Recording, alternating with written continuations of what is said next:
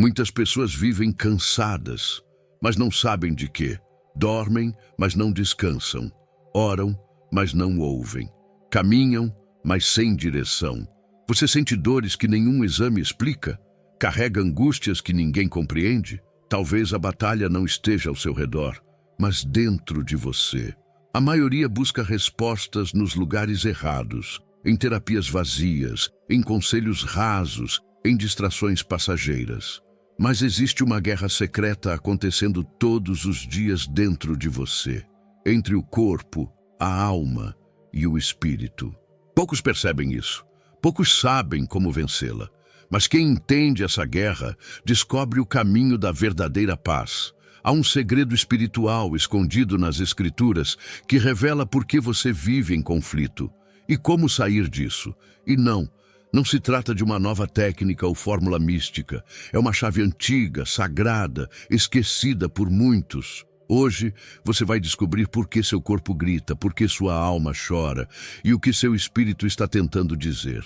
Prepare-se para entender o que quase ninguém te contou, porque se você vencer essa guerra interna, o mundo ao seu redor nunca mais será o mesmo.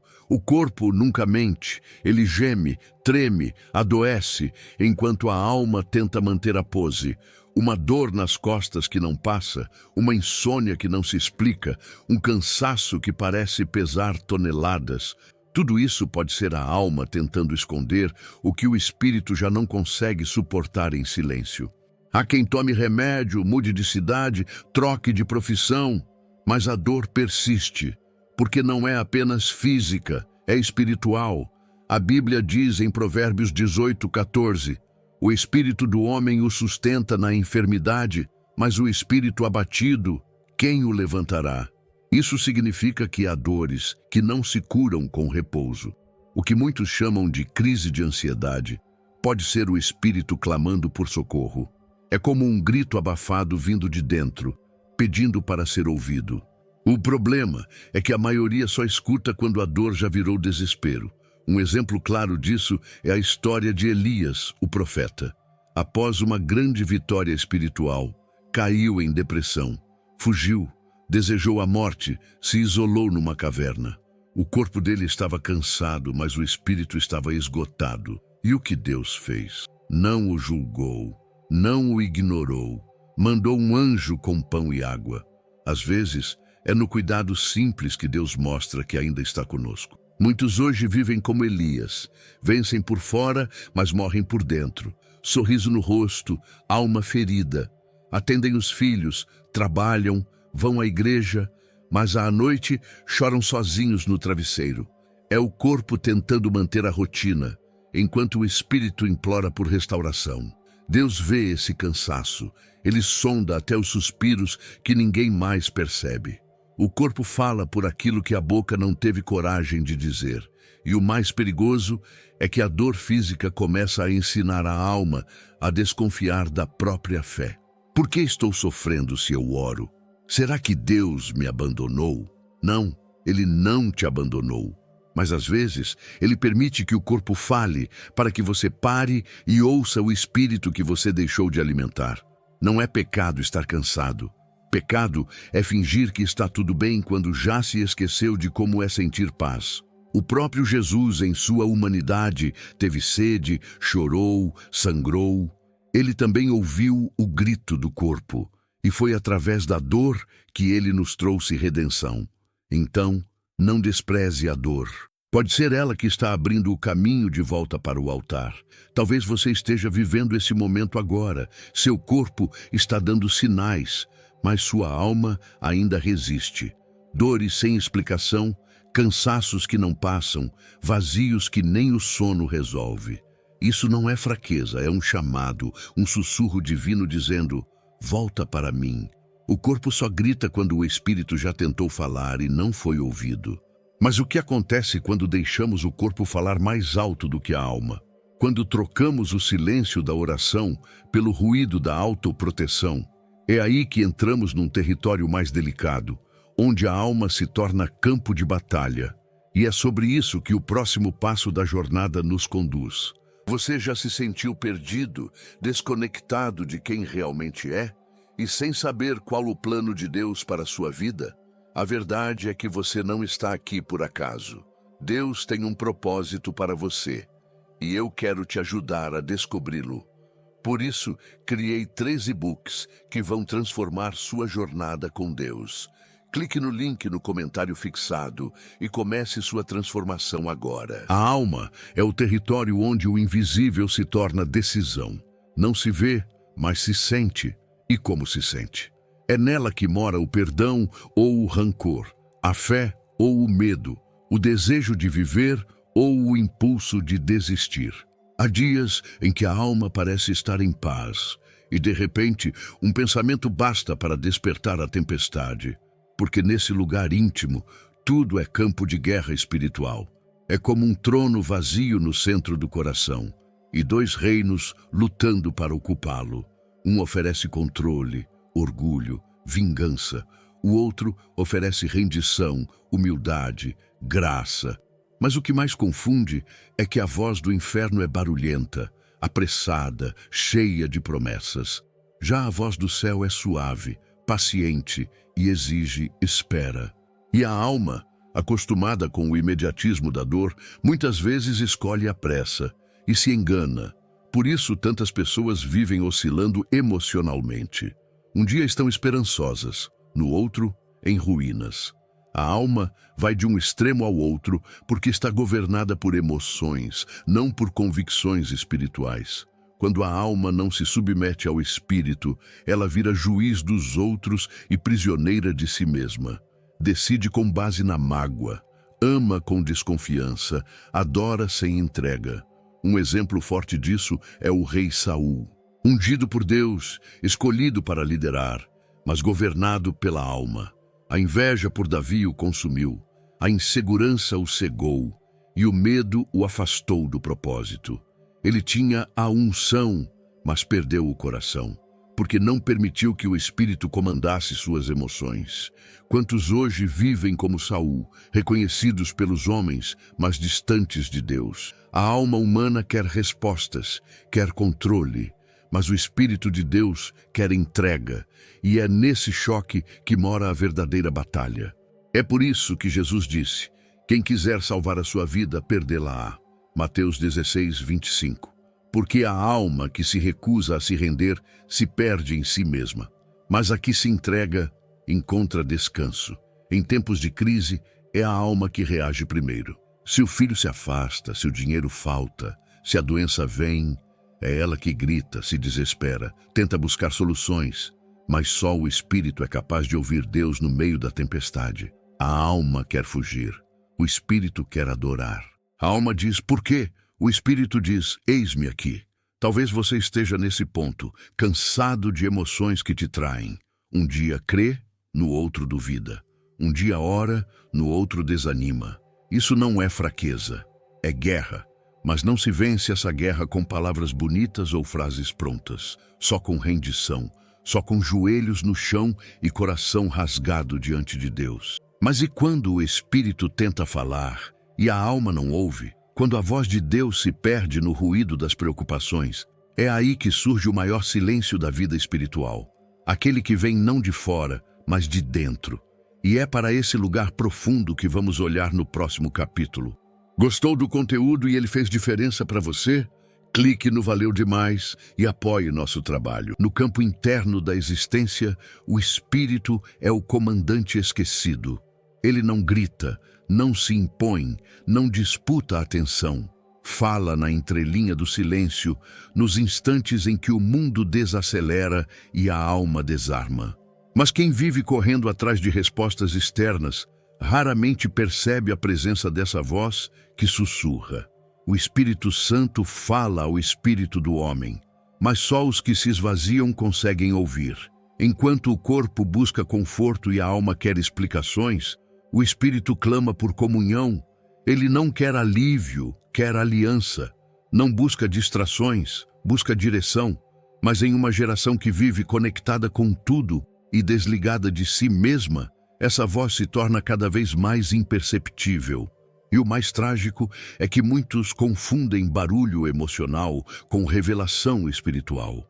A Bíblia nos revela em Romanos 8:26 que o Espírito intercede por nós com gemidos inexprimíveis. É uma oração que não se ouve com os ouvidos, mas que transforma atmosferas. Há momentos em que não sabemos o que dizer, e mesmo assim o Espírito ora por nós. Ele intercede, consola, revela. Mas para isso precisa ser lembrado, ouvido, honrado. Pense num guerreiro sábio, pronto para a batalha, mas trancado numa sala enquanto os soldados discutem entre si.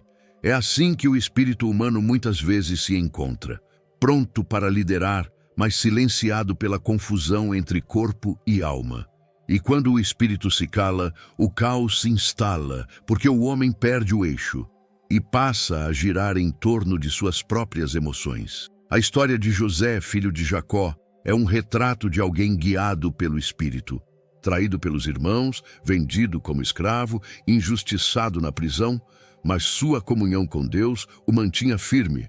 Ele não vivia reagindo às dores da alma ou aos impulsos do corpo. Ele escutava o céu, e por isso Deus o elevou.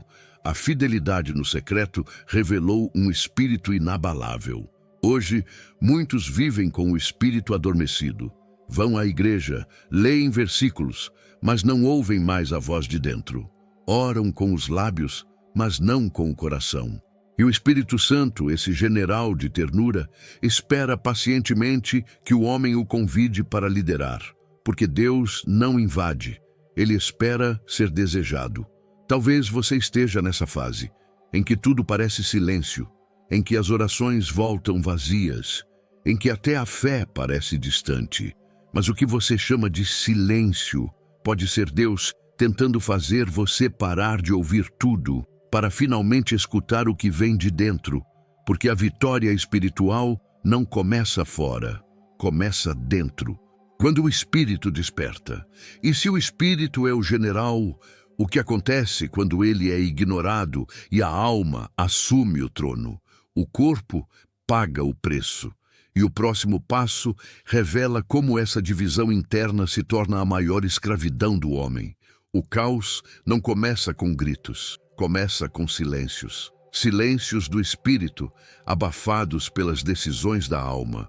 Quando ela assume o governo, o corpo não vive, obedece.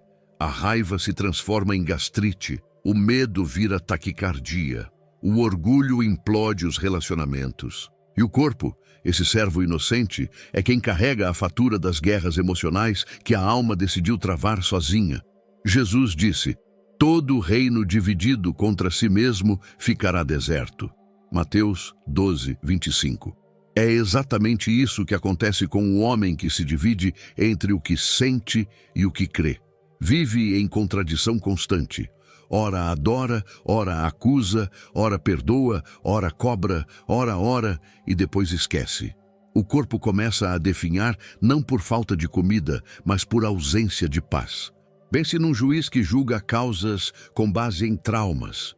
Assim age a alma quando toma o trono. Ela julga o presente pela lente do passado. Interpreta gestos como ameaças, silêncios como rejeição, limites como abandono. E o corpo, preso a essa lógica distorcida, vive em constante estado de alerta, sempre cansado, sempre pronto a se defender de algo que talvez nem exista mais. Basta observar pessoas que vivem tensas o tempo todo, ombros rígidos, olhar desconfiado, respiração curta.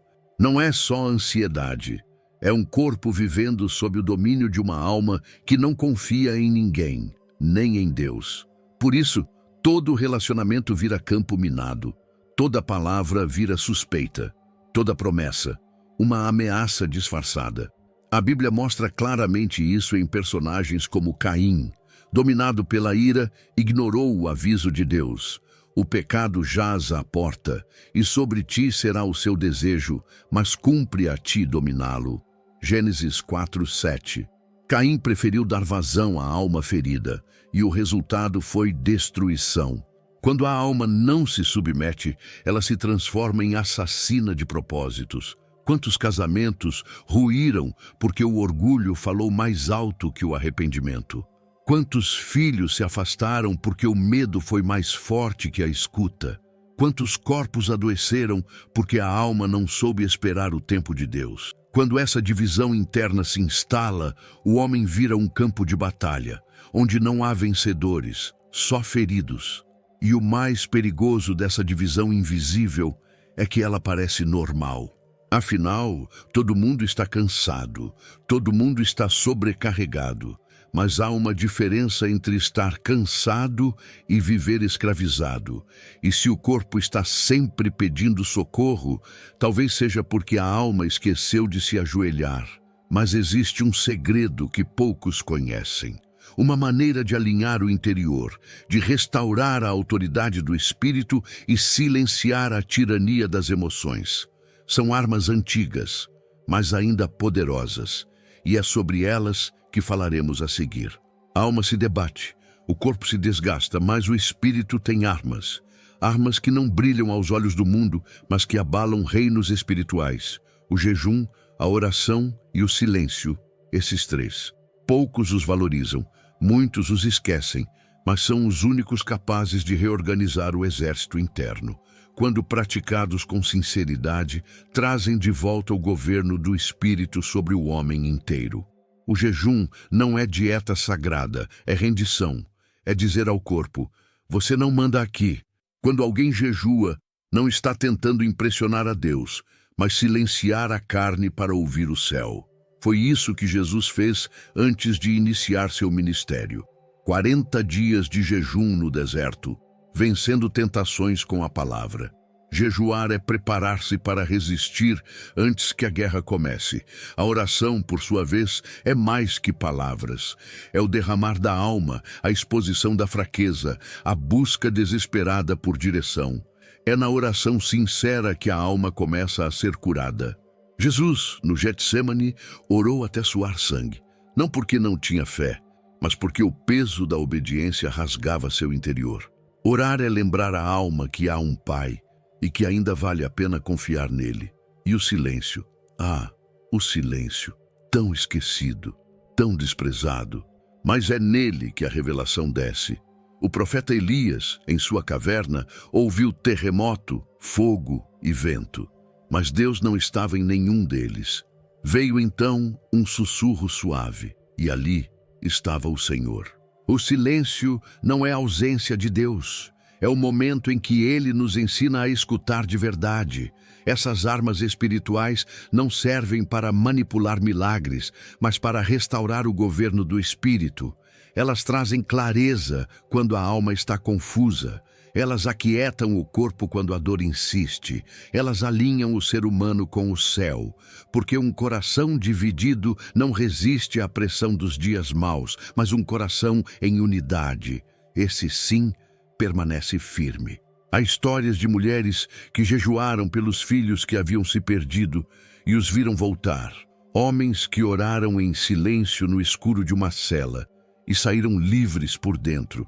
Gente simples que dobrou os joelhos quando tudo desabava e encontrou em Deus um alicerce que o mundo não podia tirar. Isso não é teoria, é testemunho vivo. Mas atenção, essas armas só funcionam quando há entrega. Não basta praticá-las como rituais. É preciso alma rasgada, espírito disponível, corpo disposto.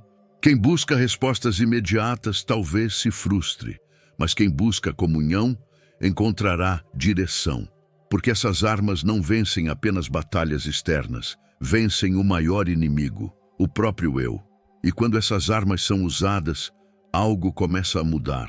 O corpo encontra descanso, a alma se aquieta, o espírito volta a comandar, e nesse realinhamento divino, o homem volta a ser o que foi criado para ser, morada, e não campo de guerra. Mas o que acontece quando o espírito vence? Há um momento sagrado em que tudo se alinha. Não é quando os problemas desaparecem, mas quando a guerra dentro do homem silencia.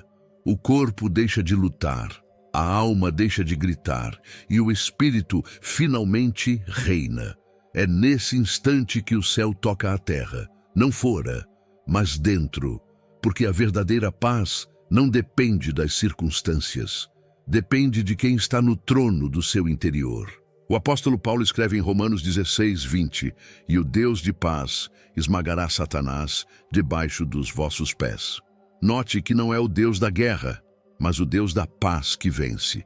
Porque a paz que vem de Deus é violenta contra o inferno. Ela não é passiva, ela é poderosa.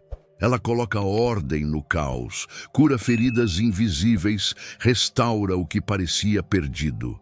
E tudo começa quando o Espírito se reconecta ao Espírito Santo. Quando o Espírito vence, o homem volta a ser templo, não palco de conflitos. Tudo muda. A forma de reagir, de falar, de escolher. A alma se torna aliada, não tirana. O corpo responde com saúde, vigor e descanso. Há brilho nos olhos, mesmo nas lágrimas. Há firmeza nos passos, mesmo em terrenos incertos. Porque quem é habitado por Deus carrega a eternidade em si.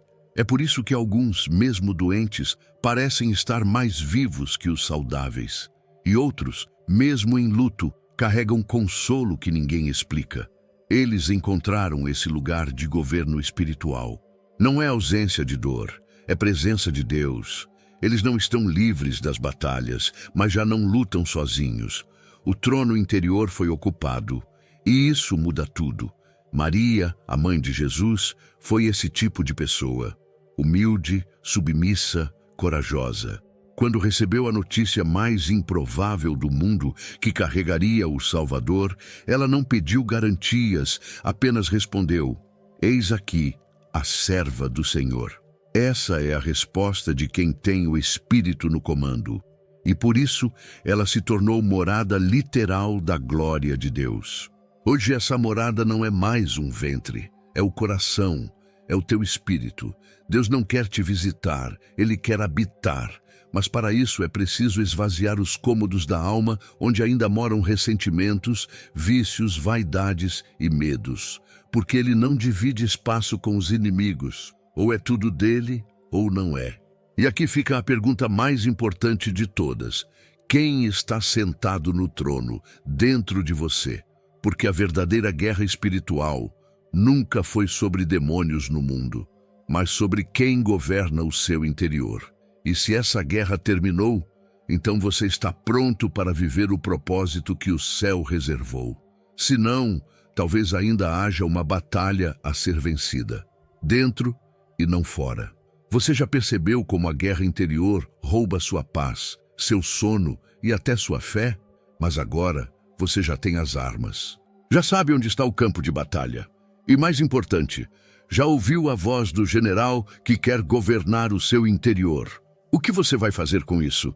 Vai continuar deixando a alma decidir por você? Vai permitir que o corpo carregue o peso de emoções que só o espírito pode curar?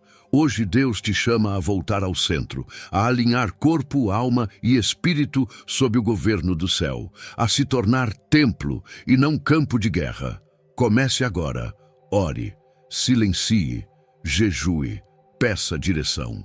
A vitória está ao alcance, mas só virá se o trono do seu coração estiver ocupado por quem merece reinar. Se essa mensagem tocou seu espírito, inscreva-se no canal e ative as notificações. Ainda há muito para revelar, e Deus quer continuar falando com você.